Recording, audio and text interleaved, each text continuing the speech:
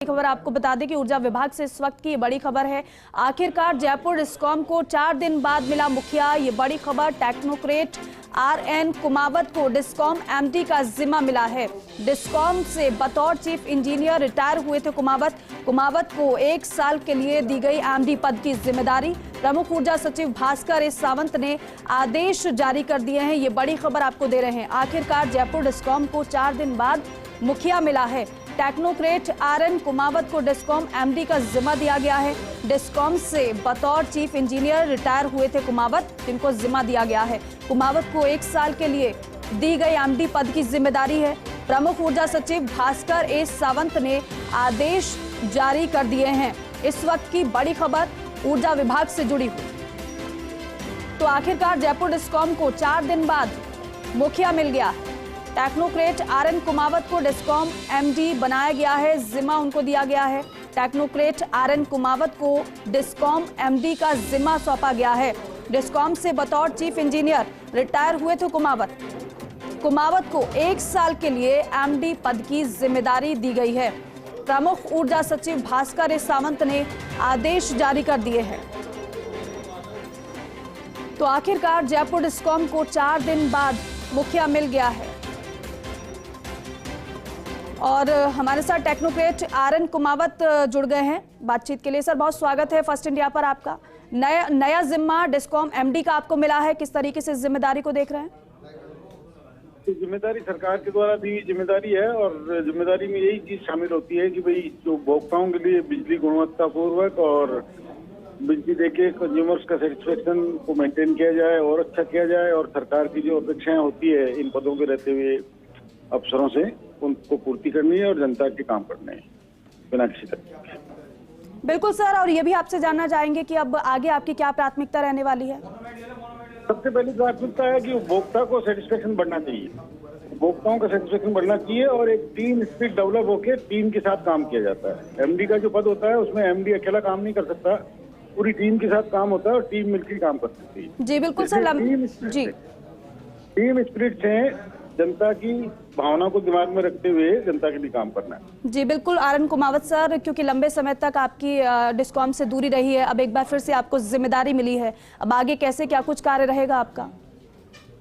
कार्य में सबसे पहली प्राथमिकता उपभोक्ताओं का सेटिस्फेक्शन, अच्छी गुणवत्तापूर्ण बिजली देना, किसान वर्ग को बिजली टाइम पे देना और उनके पूरे आवर्स पे जितनी बिजली चाहिए वो देना, और हर तरह के उपभोक्ता को एक सेटिस्फाइड रूप से मैसेज जाए कि भाई बिजली विभाग सही ढंग से काम कर रहा है। और वो सारा काम जो डिपार्टमेंट में जितने कर्मचारी अधिकारी लगे हुए हैं उन सबको साथ देकर काम करने की जरूरत है।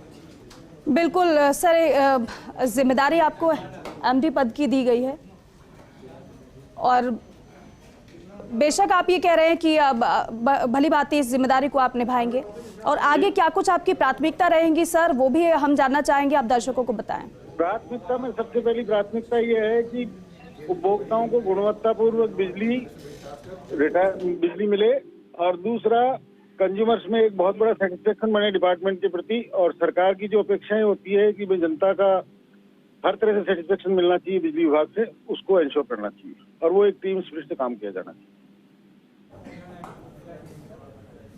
हमारे सहयोगी विकास भी हमारे साथ लगातार बने हुए हैं। विकास भी आपसे सर सवाल करना चाहेंगे।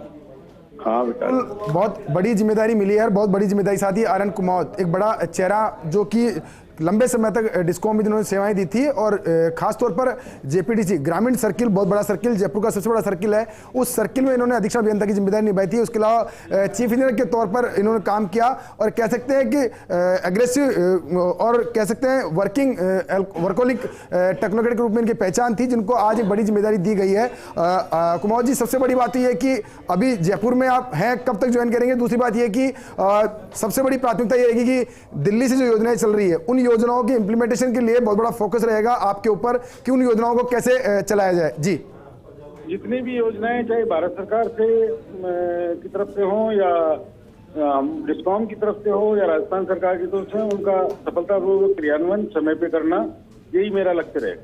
कुमार जी, इस वक्त ऊर्जा विभाग की बात करें तो सबसे बड़ा संकट फाइनेंशियल संकट है, और साथ में दूसरा ये कि बिजली क्राइसिस जो है उससे पूरा प्रदेश जूझ रहा है। तो ऐसे में दोनों चीजें, एक तरफ जो फाइनेंशियल मैनेजमेंट आपके लिए बहुत बड़ी चुनौती रहेगी, दूसरी ओर पावर मैनेजमेंट चुनौती रहेगी, दोनों के बीच में कैसे समन्वय स्थापित कर पाएंगे?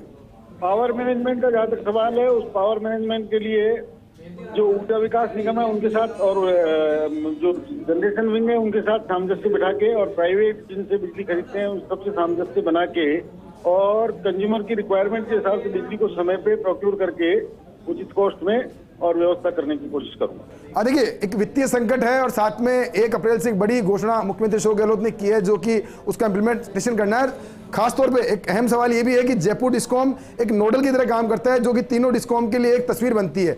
तो क्या मानते हैं कि आपकी ऐसी 3 प्राथमिकताएं हैं जिस पे आप काम करेंगे और तीनों डिस्कॉम उसको इंप्लीमेंटेशन के लिए उन पर फोकस किया जाएगा?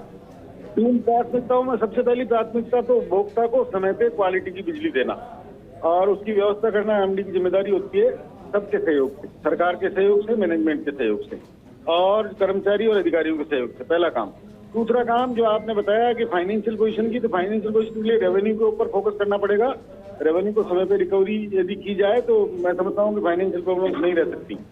और तीसरी बात, समय पे काम करना ताकि किसी भी स्कीम की कॉस्ट नहीं बढ़े, और जिम्मेदारी के साथ काम को यदि करने की कोशिश की जाए तो सब काम समय पे हो सकते हैं। प्राथमिकता रहेगी। और सरकार की, जहाँ तक आपने बात कही, सरकार की जो भी प्राथमिकता है, माननीय मुख्यमंत्री जी ने अभी बजट में जो भी डिक्लेयर किया है, उन सबको प्राथमिकता के साथ इंप्लीमेंट करें।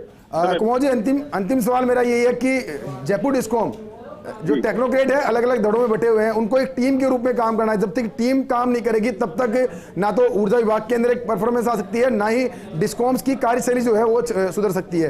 एक टीम के रूप में कैसे काम कर पाएंगे? आपने खुद ने बताया कि मैंने जयपुर जिला वृत्त में जो टारगेट कंप्लीट किए थे, जो रेवेन्यू के टारगेट मैंने पूरी नौकरी में सब जगह 100% दिए हैं, वो टीम स्पिरिट से ही संभव था। और टीम स्पिरिट को डेवलप करना एमडी की जिम्मेदारी होती है। एमडी का यही कर्तव्य होता है कि पूरी टीम को साथ लेके, अधिकारी कर्मचारी वर्ग सबको साथ लेके, सरकार का सहयोग लेते हुए, जनप्रतिनिधियों का सहयोग लेते हुए यदि काम किया जाए तो काम होता है और होगा।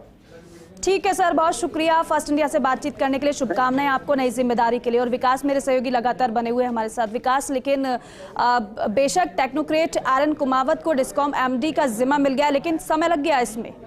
देखिए दीपिका, ये जो फैसला था, मैं आपको अपडेट कर दूं, कल सुबह का जो फैसला हुआ, उस फैसले में आज सुबह 24 घंटे के अंदर पूरा कह सकते हैं पूरी गणित जो है वो चेंज हो गई।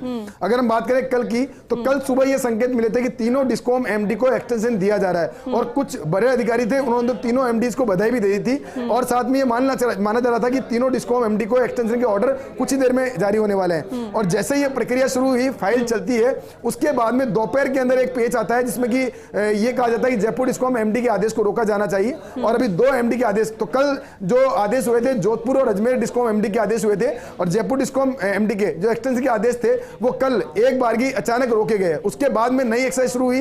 वो जो एक्सरसाइज हुई उसके पीछे का कारण यही है कि हाई लेवल से और बीच में कहीं ना कहीं समन्वय हुआ, कहीं बातचीत हुई, बातचीत के बाद में निर्णय किया गया कि नहीं, एक नया चेहरा लाना चाहिए, क्योंकि जयपुर डिस्कॉम जो है वहां से जो मैसेज है पूरे स्टेट में जाता है, तो ऐसे में एक नया चेहरा एक बार फिर से प्रयोग किया जाए। और ये कह सकते हैं आरएन कुमावत जो कि पुराने टेक्नोक्रेट है, उनको पहली बार एमडी पद की जिम्मेदारी दी गई, और ये जिम्मेदारी देने के साथ ही उनको ये मैसेज दिया गया है कि अब आपको 1 साल पूरा जो सरकार की योजना है उनको इंप्लीमेंटेशन करना है, साथ में जो योजनाएं इंप्लीमेंटेशन करनी है उनको एग्रेसिव तरीके से काम करना है, ताकि जो चुनावी मोड में जब सरकार आती है उस वक्त जो सरकार के कामकाज हैं वो जनता तक जल्द से जल्द पहुंच सके। जी बिल्कुल विकास, पुराने टेक्नोक्रेट हैं और लंबे समय बाद उन्हें एक जिम्मेदारी दी गई है। आपका बहुत शुक्रिया विस्तार से जानकारी के लिए।